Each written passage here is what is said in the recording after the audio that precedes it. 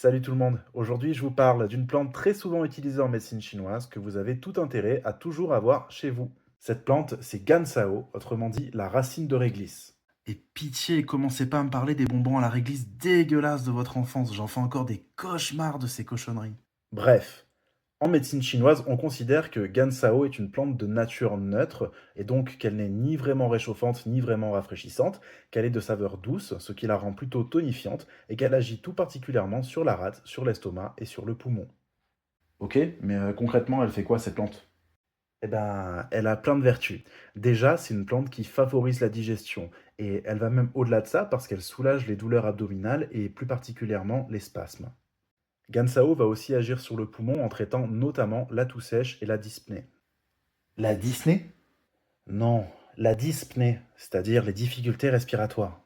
La racine de réglisse va même plus loin, parce qu'on dit en médecine chinoise qu'elle neutralise la toxine. Alors, c'est vrai pour les toxines alimentaires, mais c'est aussi vrai pour certaines toxines qui peuvent apparaître dans certaines maladies infectieuses, comme des abcès, des furoncles ou encore des douleurs persistantes au niveau de la gorge.